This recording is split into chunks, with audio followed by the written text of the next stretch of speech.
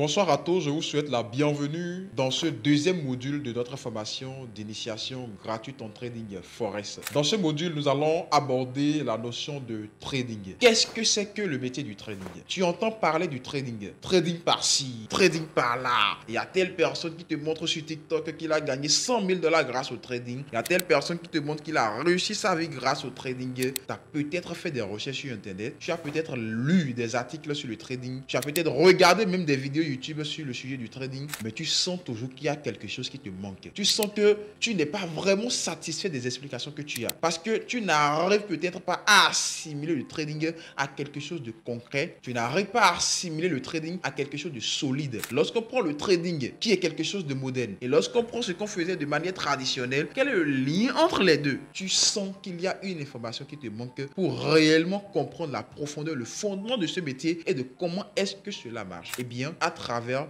ce module de formation, à travers ce cours, tu auras la réponse à tes préoccupations. À travers ce module, je vais effectuer un développement profond de ce que c'est que le trading. J'irai même plus loin en prenant des exemples pratiques auxquels nous allons assimiler le métier du trading. Je t'invite donc à rester attentif jusqu'à la fin de cette vidéo. Et d'ailleurs, si c'est pour la première fois que tu tombes sur l'une de mes vidéos, actuellement, nous sommes en train de produire une série de vidéos pour une formation d'initiation totalement gratuite en trading. Nous sommes au deuxième module. Si tu ne veux pas rater les prochaines vidéos, si tu ne veux pas rater les prochains cours, je t'invite déjà à t'abonner, à activer la cloche de notification. Et si tu souhaites nous encourager, ça fait toujours plaisir d'ailleurs, like la vidéo. Et voilà, si tu as des préoccupations, des questions par rapport à tout ce que je vais aborder dans ce module-là, n'hésite pas à les laisser dans les commentaires. Et moi, je te donne rendez-vous sur mon écran où nous allons parler du métier du trading. J'espère que tu resteras jusqu'au bout. Vous entendez très souvent parler de trading, formation en trading, initiation en trading, tel trader par ici, tel trader par là-bas. Mais qu'est-ce qu'on appelle concrètement le trading? Déjà, il faut le savoir, la première notion que vous devez savoir, c'est que le trading est une expression anglaise. Le trading, c'est un mot anglais qui vient tout simplement du verbe to trade en anglais, et le verbe to trade qui signifie en français négocier. Donc, le trading, ça signifie la négociation, le commerce en quelque sorte. Donc, lorsque quelqu'un vous demande qu'est-ce que c'est que le trading, ne prenez pas par deux chemins. Le trading, c'est du commerce. Définition simple et très, très pratique. Donc, si la personne sait déjà ce qu'on appelle le commerce, il doit pouvoir comprendre que dans le trading également, on vend et on achète des choses. Nous allons beaucoup plus loin parce que j'aime très souvent assimiler la notion de trading au commerce traditionnel ou encore au commerce classique afin de vous aider à comprendre un peu plus dans le fond de quoi est-ce qu'il s'agit. Déjà, dans le commerce traditionnel, quand je parle de commerce traditionnel, je parle bien évidemment de ce que nos mamans font, de ce que nos papas font. Aller au marché, acheter telle chose et revendre ça. Ou bien la maman, par exemple, elle ouvre une boutique au quartier, elle vend des divers, elle vend des condiments, elle vend des pagnes, elle vend plein de trucs. Ou encore, voilà, elle préfère aller au marché. Il y a d'autres également qui préfèrent, par exemple, euh, faire le commerce de stock, c'est-à-dire prendre des produits qu'ils vont stocker et revendre ça dans une période durant laquelle ça va coûter un peu plus cher. Tout ça, c'est des choses qui tournent dans le champ lexical du commerce en quelque sorte. Donc, quand je parle du commerce traditionnel, je mets en relief tout ce que je viens de citer. Donc, lorsqu'on prend le commerce traditionnel ou encore le commerce classique, la logique est d'acheter à bas prix un produit et de le revendre plus cher pour se faire des bénéfices. Et on s'assure de revendre ce que l'on a acheté avant qu'il ne perde de la valeur afin de ne pas encaisser des pertes. Donc, pour une maman, par exemple, qui vend des pagnes, la logique voudrait qu'elle paye les pagnes moins chères pour pouvoir les revendre plus cher, ce qui amène même parfois nos commerçantes à aller chercher les produits hors du pays, simplement parce qu'ils recherchent les produits à moindre coût pour pouvoir revenir vendre ça au pays un peu plus cher pour dégager une plus-value. Donc, dans ce modèle de commerce traditionnel, il n'y a qu'une seule possibilité. La seule possibilité, c'est d'acheter pour revendre. C'est ça la seule possibilité que nous avons dans ce commerce classique. C'est une seule chaîne. On achète et on revend. On ne peut pas vendre pour acheter après. Ce n'est pas possible. Donc, dans ce commerce classique, dans ce commerce traditionnel, il n'y a qu'une seule possibilité, c'est le fait d'acheter pour revendre plus tard afin de dégager une plus-value. Mais le métier du trading va bien au-delà de ce commerce classique en nous offrant ici la possibilité de spéculer dans les deux sens du marché. Donc, dans le trading, on peut acheter pour vendre après, comme on peut vendre pour acheter après.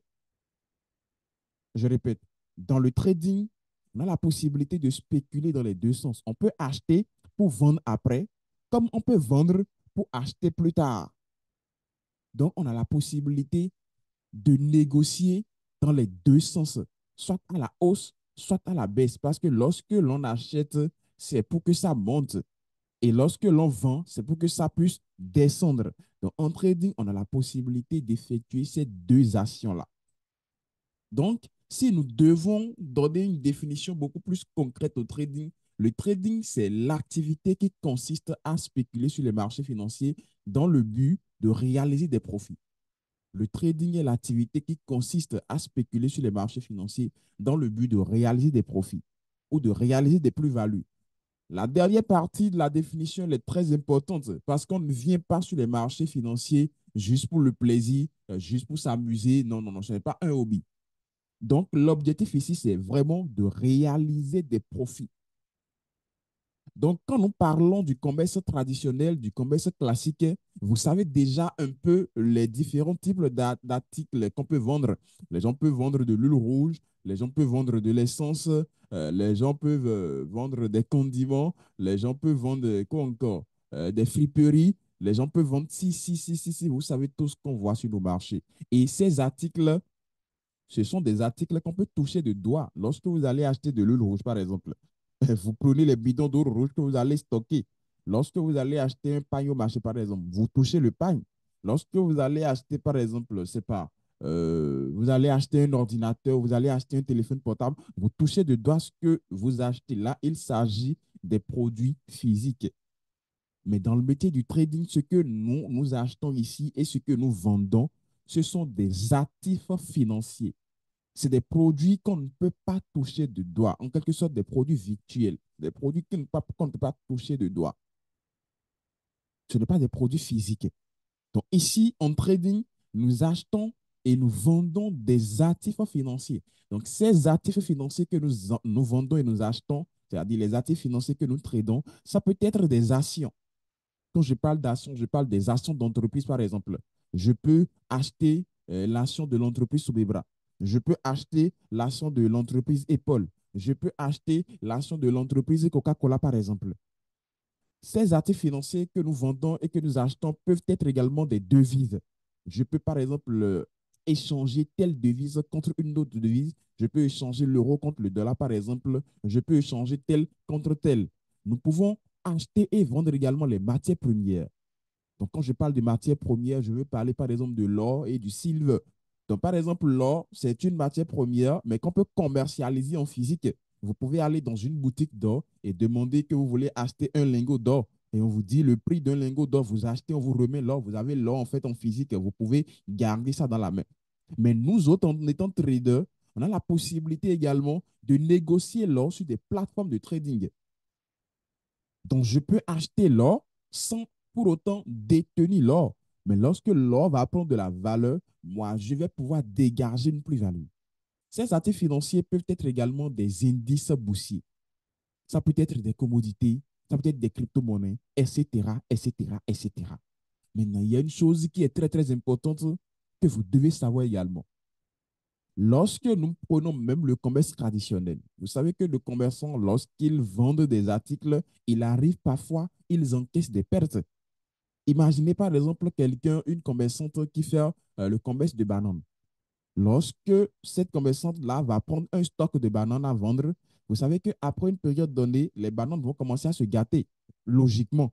Plus les bananes en fait vont passer du temps et plus les bananes vont se gâter. Donc, si cette commerçante n'arrive pas à vite vendre les bananes, en fait, elle risque d'encaisser des pertes plus tard. Elle risque voilà, de perdre de l'argent et tout.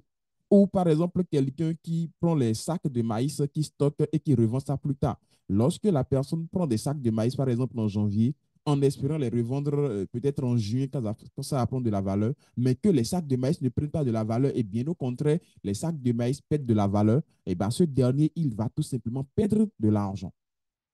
Et il en est de même dans le métier du trading également. Bien que le trading soit un type d'investissement permettant d'obtenir des rendements, un type d'investissement qui peut vous mener vers la liberté financière, qui peut vous vraiment vous donner la vie de vos rêves. Et il faut le savoir, le trading comporte également des risques importants qui doivent être gérés de la meilleure des façons possibles. Et si le trading était aussi simple que ça, était aussi banal, et si on ne pouvait pas perdre de l'argent dans le métier du trading, eh ben, je ne vois pas l'importance de suivre une formation. Tout le monde serait trader, tout le monde se serait lancé sur les marchés financiers, et voilà, parce qu'on vient là, on gagne de l'argent. Mais le trading est à double revers. On peut gagner de l'argent comme on peut perdre de l'argent également. Mais nous, notre logique en étant trader, c'est de faire le nécessaire pour que nos gains puissent dépasser nos pertes. Donc, nous acceptons que oui, les pertes font partie de ce métier. Nous pouvons perdre de l'argent, mais nous cherchons les compétences qui nous permettront de faire plus de bénéfices que de pertes. Donc, supposons par exemple, je vais sur les marchés financiers que je perds finalement un truc de, je suppose, je perds un truc de $50, mais là où je gagne par exemple 300, 500 $. Vous voyez que $50 comparé à 300 et $500 de gain, en fait, c'est pratiquement rien. Donc, c'est ça la logique que nous cherchons ici. D'où la nécessité de suivre une formation en trading. C'est très important.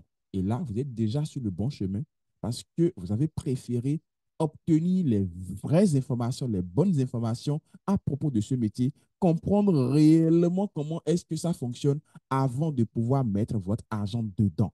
Et c'est comme ça le processus. Et c'est déjà très bien. Donc, en gros, voilà, si je dois expliquer le trading de manière concrète, le trading, c'est du commerce.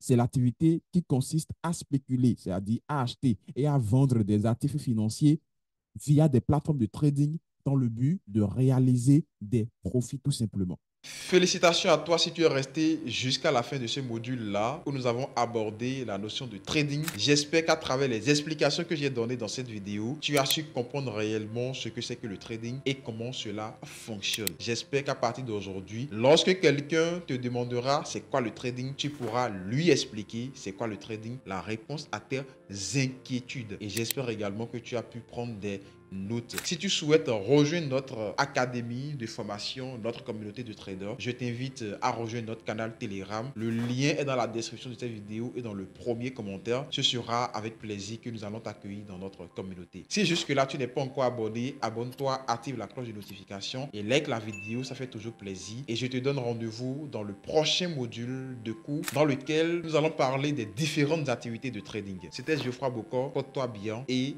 rendez-vous dans le prochain module. Ciao.